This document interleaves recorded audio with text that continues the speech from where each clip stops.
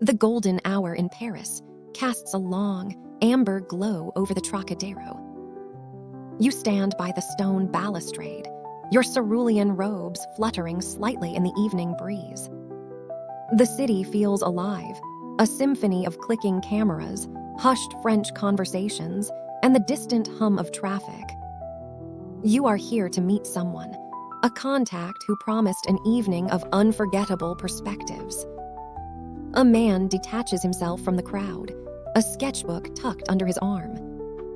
He stops a few feet away, his gaze sweeping over your traditional attire with genuine appreciation before meeting your eyes. They told me to look for a woman who carried the sky in her silk and a blade at her hip. I see they did not exaggerate your presence, Wyndra. You offer a slight, disciplined nod, though the corners of your mouth twitch upward. And you must be Julian. I was told you know the secrets of this city better than any map. Maps show you where things are, but I prefer to show people how they feel. Tonight, Paris is not a destination, it is a conversation. Shall we begin out? Julian gestures toward the stairs leading down to the Seine, his expression one of open invitation. There is a magnetic warmth in his eyes that rivals the setting sun.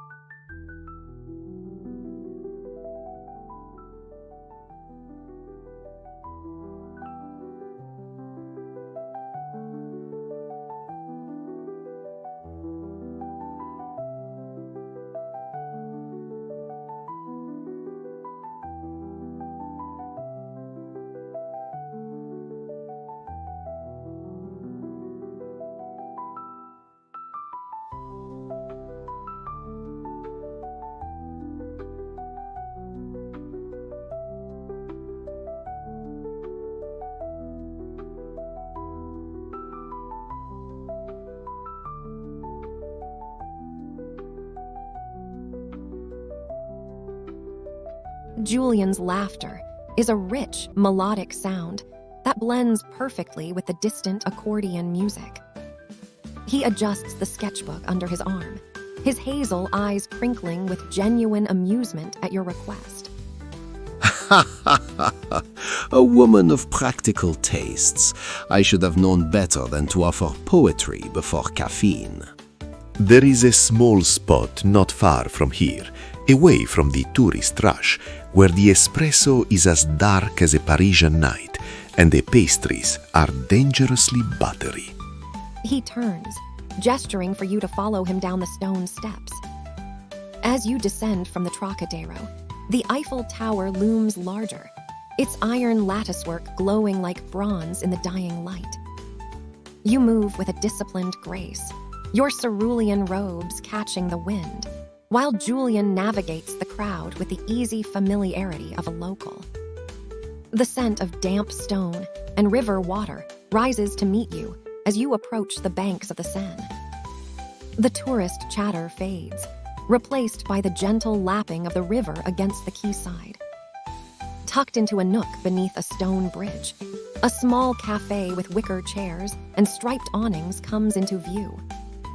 The interior is warm and intimate. Julian pulls out a chair for you with a courtly flourish before taking his own seat. A waiter in a crisp white apron nods to him as if to an old friend. 2 coffees, and perhaps a plate of macarons. They are the chef's pride. He leans forward, resting his chin on his hand as he looks at you, the golden light of a nearby lamp reflecting in his eyes. Tell me, Wyndra, does a warrior of your standing find Paris too soft, or is there room for a little indulgence between the battles? The coffee arrives, steaming and fragrant, alongside a colorful assortment of almond-scented macarons. Julian watches you closely, his gaze lingering on your face as you take your first sip. The atmosphere is thick with the scent of sugar and the unspoken tension of a first date.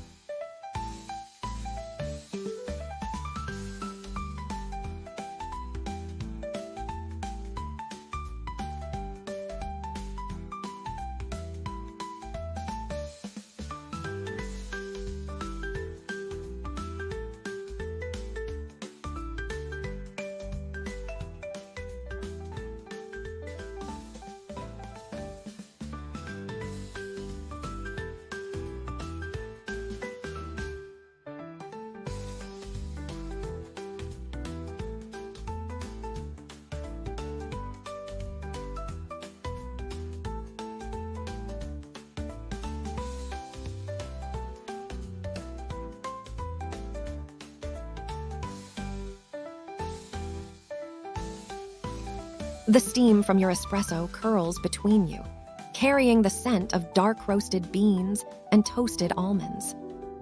You pick up a pale lavender macaron, turning it slowly between your fingers before meeting Julian's expectant gaze. Is this how you show people how the city feels? Through its sweets?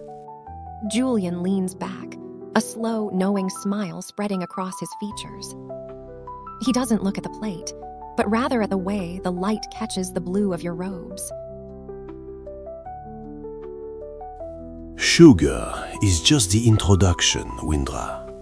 Paris is a city built on the senses. To understand it, you must first learn to slow down. A warrior moves with purpose, always looking for the next threat, the next objective. But here, He gestures vaguely toward the window, where the lights of a passing Bateaumauch reflect off the dark water of the Seine. Here, the only objective is the present moment. The crunch of the shell, richness of the cream, the way the bitterness of the coffee anchors the sweetness. If you can appreciate a macaron, you can appreciate the soul of France. He reaches out, his fingers hovering just inches from yours on the small round table, his hazel eyes searching yours for a reaction. But perhaps you require a more adventurous demonstration of the city's heart than a cafe chair can provide. The cafe is quiet, the only sounds being the low murmur of the waiter and the distant hum of the city. Julian's hand remains close to yours, an unspoken invitation to bridge the small distance between you. He seems to be waiting to see if you will retreat into your disciplined shell or lean into the evening's charm.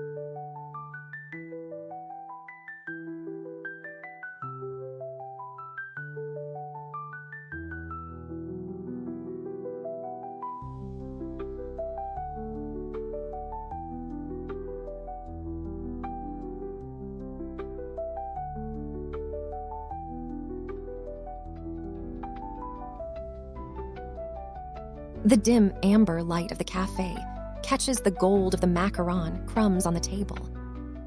You let your hand slide across the cool marble, your fingers trailing with deliberate slowness until they graze the back of Julian's hand. The contact is electric, a sharp contrast to the disciplined stillness you usually maintain. He doesn't pull away. Instead, his breath hitches slightly, his gaze dropping to where your skin meets his. I am beginning to see the appeal of slowing down, Julian. Perhaps there is more to this city than just its architecture. Julian turns his hand over, allowing his palm to meet yours. His skin is warm, his grip gentle yet grounding. He looks up, his hazel eyes dark with a sudden, focused intensity that makes the bustling streets of Paris feel 1,000 miles away. You move with the grace of a storm, Wyndra, but here, in this light, you look like you belong to the moonlight itself. I think the soul of this city is starting to suit you. He squeezes your hand briefly before reluctantly pulling back, though the lingering warmth remains on your skin. He stands, reaching for his charcoal overcoat and offering a hand to help you up. The night is still young, and the Seine has a different story to tell once the stars are out. There is a specific spot on the Pont Neuf where the reflection of the city looks like spilled diamonds. Would you care to see it with me? You walk together along the riverbank, the air turning crisp as the evening deepens. The Pont Neuf rises ahead, its timeless stone curves reflecting in the river. As you reach the center of the bridge, Julian stops by a stone alcove.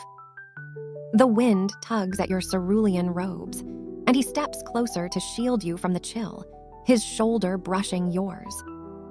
The Eiffel Tower sparkles in the distance, a beacon of light against the velvet sky.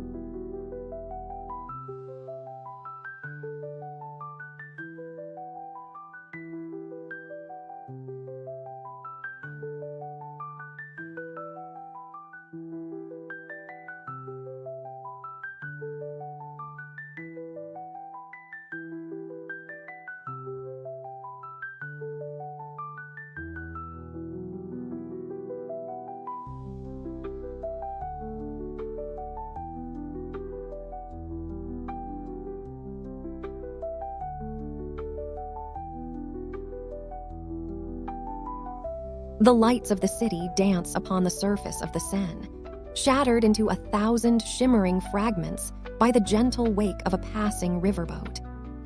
You lean against the ancient stone of the Pont Neuf, the wind tugging at your high ponytail as you turn your dark brown eyes toward Julian. You certainly know how to pick a view. Are you this calculated with everyone you meet? Julian laughs, a low melodic sound that is nearly lost to the breeze. He turns to face you, resting one elbow on the balustrade, his charcoal overcoat hanging open. Calculated? I prefer the term curated. Paris provides the canvas, Wyndra. I merely choose which colors to highlight, based on the company. He steps a fraction closer, his hazel eyes reflecting the golden glow of the street lamps. But to answer your question, no. Most people are content with the postcard version.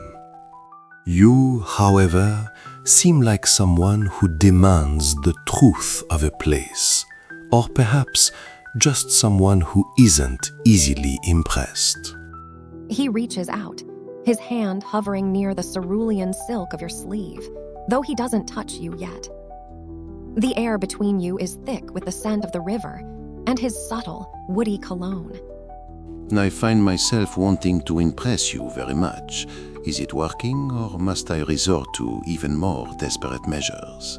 There is a hidden courtyard in Le Marais that is particularly stubborn about its charms.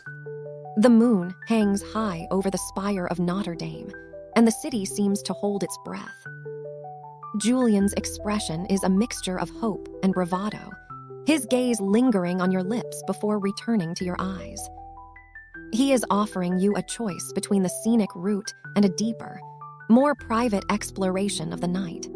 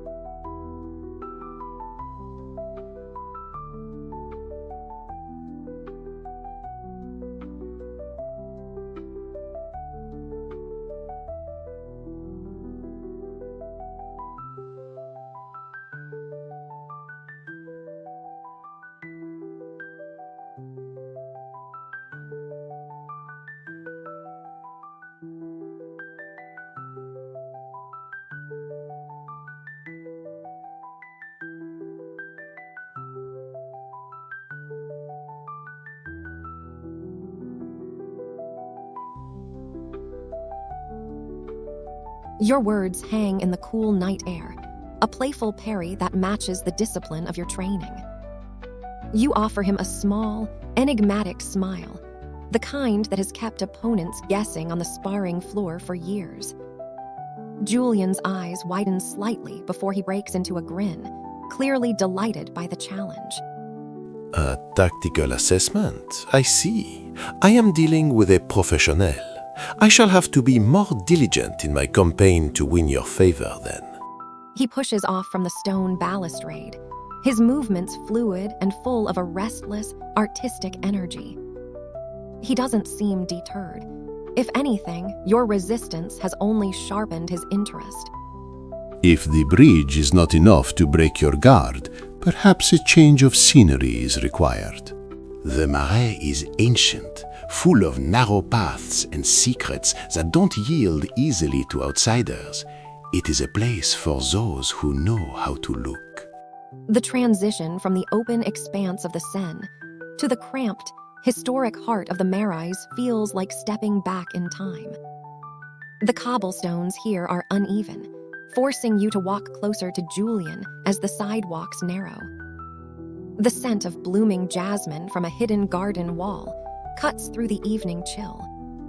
Just around this corner, there is a gate that is usually locked, but the latch has a certain temperament. He leads you to a heavy iron gate obscured by thick vines.